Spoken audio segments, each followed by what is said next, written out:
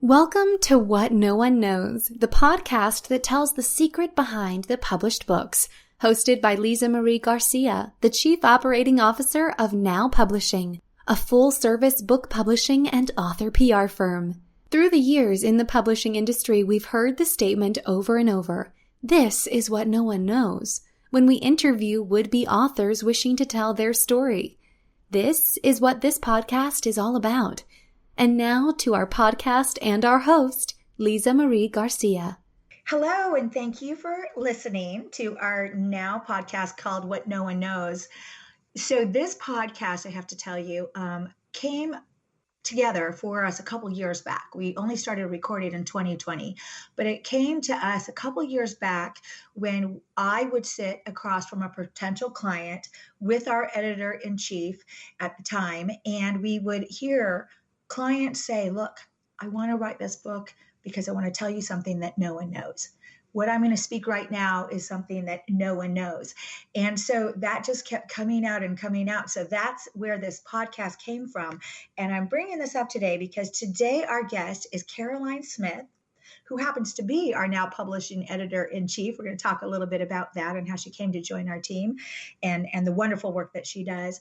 But what is so fun about our job and what is so interesting and rewarding really about our job in publishing is we get to help, first of all, listen to someone's story and someone's something that someone is inspired to share with the world, and then we get to help them put it together. So I'm very excited and welcome Carolyn Smith to the podcast. Thank you for being our guest as we talk about our fun job in the publishing industry, right? Absolutely. Thank you very much for having me. Great. Thank you. All right. So, Carolyn, you've got just this incredible bio, to be honest. You know, you graduated cum laude from Pacific Lutheran University in Tacoma. You're currently working on your master's in creative writing. I think I got something that says, that you won in 2014, you won a Gold Ben Franklin Award for editorial design, and, you're editing and writing so much credentials. But, at the end of the day, because I know you now for a while, I just love your passion for helping authors really, tell the story and extract their story in a great way. Can you give us a little bit insight of what your philosophy is and how you can bring that out in an author? Oh, yes, absolutely. My background was in elementary education, and I was a reading specialist at public school in Tacoma for about 3.5 years.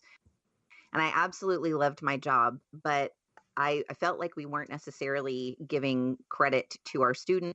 We weren't really doing enough for them. And a lot of my students were sixth graders reading on a kindergarten reading level. And so I became very passionate about literacy in general. And not only that, but I was in a low-income school, and I was very passionate about enabling my students to be able to have access to books and literature. But I had a student who was in sixth grade and was just really struggling, and he ended up being moved to middle school, still reading on a kindergarten reading level. And I really felt like we'd failed him. And I really just wasn't sure that I could be a part of an educational system that would allow something like that to happen. So I changed my major to English, got out of elementary education. I do still actually work with students on a one-on-one basis, for help in humanities. But really my passion is books and enabling literacy to happen, and also having authors be able to tell their stories and tell them well, because my belief is that everyone has a story inside of them. And so many of our authors say, "Well, I'm not a writer," but in fact they are. It's just that sometimes they need help polishing their story, especially if they don't have much of a writing background.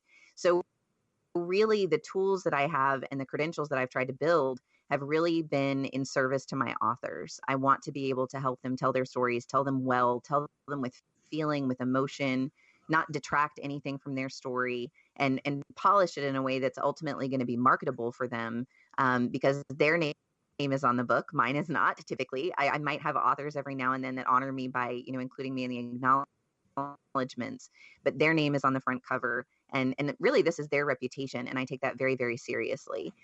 So it's really just to try to be in service to them and to use the skills that I have to be able to help get their message out, whatever that might be. Well, and that's the key, right? So thanks for sharing what you did, but the key is, helping them get their message out. And um, just like a parent has to parent differently for each child, so does, a leader or a manager has to manage differently for, direct reports. We also have to, and you also, have to and do have to pull the message out in different ways depending on, the behaviors or the person, that you're working with, because everyone's Right. different and unique, right? So, yeah, so that's the creativity that it takes. I want to, my background, and my background, other 5 years ago, I was not in the publishing industry. And, over 8 years ago, I had never written a book. But I think that the fact that I came in from the outside into publishing, into, not knowing what a format editor was. I mean, I couldn't tell you what a book template cover wrap was, what's a eMobi, EPUB or Mobi file, none of that stuff, right?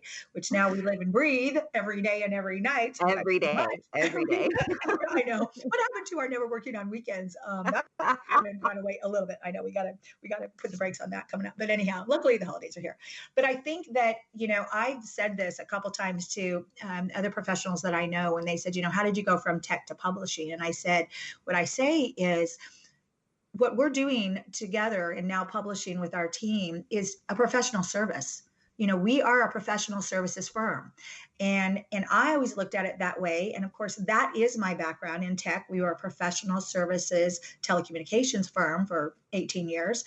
So it is that, because it's our service to bring, something from nothing, right? Because, I mean, there's many of our clients come with zero. Even today, we were asked to get ready for, our very first engagement with a client is called a mind map book build. And I had a client today just email me in preparation for her mind map that's happening next week, say, what can I do to prepare? And, she's not coming with a manuscript. She doesn't have all the notes. It's not all beautiful. And all we have to do is do some editing. I mean, she's really just coming with herself.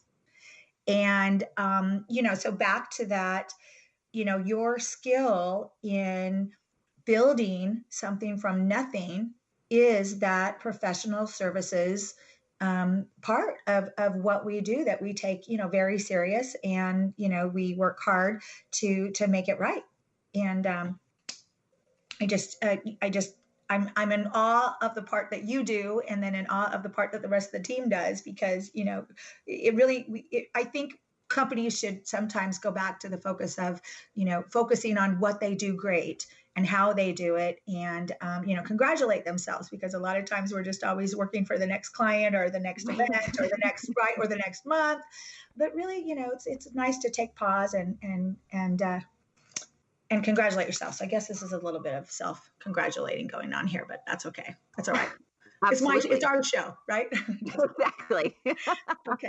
Well, I want to, I know you have a book coming out. Actually, it's on the 20th of this month. So I really would like to talk about this book, because it is about writing, and it's called Writing as Meditation. And I'd like you to share, what is the genesis of this title and book, and what your vision is. Oh, that's such a great question. So one of the other things that I am very passionate about, I don't really call myself a Renaissance woman, but I have friends that call me a Renaissance woman, because I have so many different interests and passions. And many years ago, one of my passions started becoming alternative health and wellness. And I got into oils. I got certified in Reiki. I taught meditation workshops.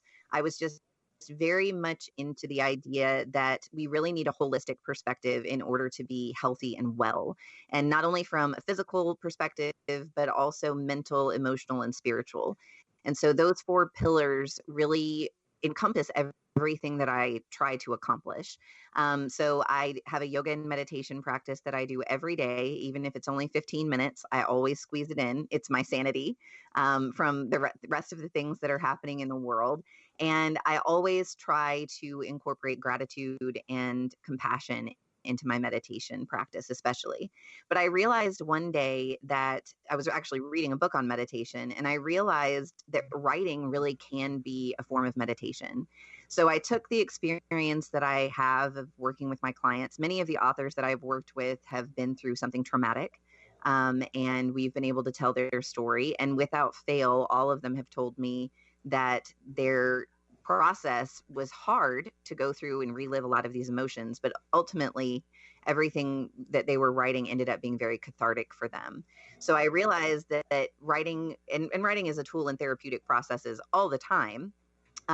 So I realized that writing really could be used as a tool for meditation. If we just sit and think about the type of book that we want to write and meditate or pray about that topic, and sometimes introspectively or divinely, we'll get an answer to that question.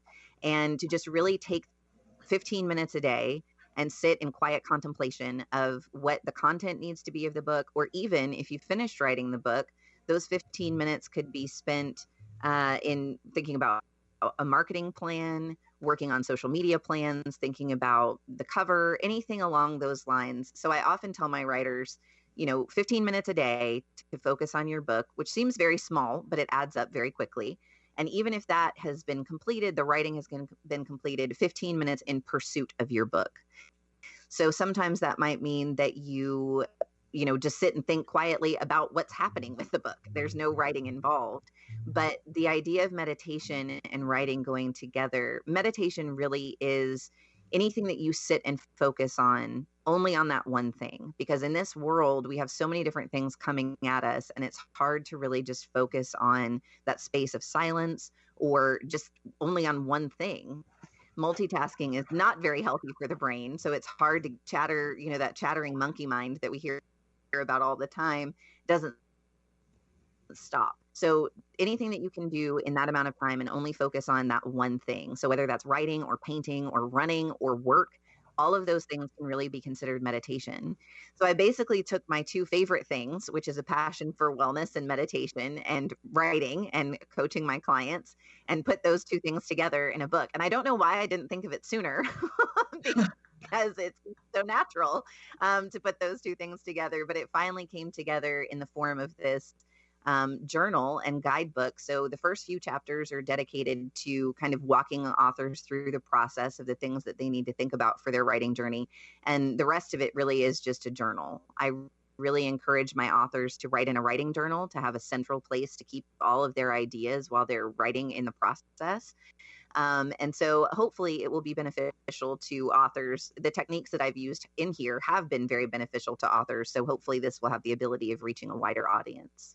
It's a great concept, and I definitely know from what you're saying, because of all the books now we've published and the journeys that we've been promoting, and that the subtitle you've got, building your book with attention and intention, is wonderful. So a couple questions I have is, well, first of all, I don't know how you can find 15 minutes a day with something called the little feet times 3. I mean, you're a mom. How old are your children? In fact, what do you call them? Your wild children? 3 wild children? Yeah, well, I usually refer to them generally as my littles. But yes, my oldest is 13 and my 2 youngest are 7 and almost 6. So they're very close together in age. So I have girl, boy, girl, and we have a little farm, and they're homeschooled this year because of COVID. So yeah, there's a lot going on, but if I didn't have those 15 minutes a day of meditation, I think I wouldn't be quite as well adjusted as I try to be. Okay. So that's like extra kudos to you that you can still do your 15 minutes a day. So a question I would have, if I was listening to you speaking, I was thinking about someone that hasn't written their book that's listening into our podcast. And right now my question would be, when is it that I should be in this stage as I'm writing a book, like you said, to, journal, every day for the 15 minutes? When do they start that? Do they start that after they, just answer that, I guess. When do you start? When do you start your writers? I think at any time. I think having a writing journal can be really effective and very handy. We really take for granted the time and thought process and really neurodevelopment that it takes to put pen to paper. And I love to encourage all of my first drafts that I ever write are all pen to paper. So I write in a notebook or a writing journal, and then I transpose all of that